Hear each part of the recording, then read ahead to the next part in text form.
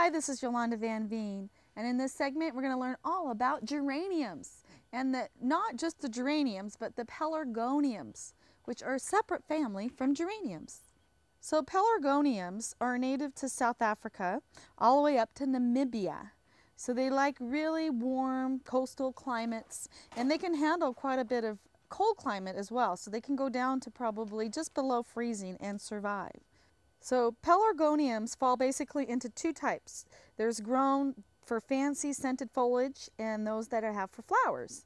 Now the former are mostly original species, the later are all hybrids. Of these, three types are especially popular. There's the bushy zonal geraniums, which have velvety round or kidney-shaped leaves, and they're usually marked with a band or a zone of a contrasting color. Then there's the ivy leaf geraniums, and they have glossy, fragrant, waxy leaves of ivy shape and a distinct climbing or trailing habit, which this plant right here is actually an ivy leaf geranium, and it's very fragrant.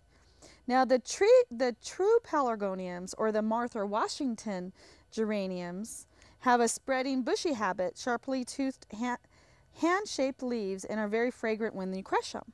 The flat heads of the larger blooms are often beautifully marked in contrasting colors. But none of the pelargoniums are truly frost hardy. So as soon as it freezes hard, they're going to die back and you're going to lose them. So what I do with my hanging baskets or my geraniums, I just cut them back as soon as they start looking ratty, which they are because it's been a little bit frosty so far.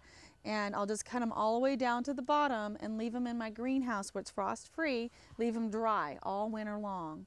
And then I'll turn around and put them out in about May or June of next year, and they'll start growing immediately. And that way I can save them from year to year.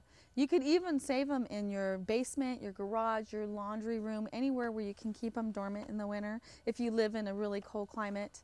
And they're easy to propagate too. All you need to do is take a little branch, as long as you've got a branch, and you pull a couple of the leaves off, and you cut them where they meet other leaf stems, and you put that in honey.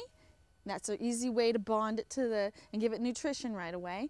And you put it in dirt and they'll grow immediately. And I've done that in my beds over the summers as I trim them down, and I get geraniums all over. And it's an easy way to start them. They're really an easy plant. So whether you call them a geranium or a pelargonium, which they really are, the ones that we think are geraniums are really pelargoniums, they're a great plant for the garden.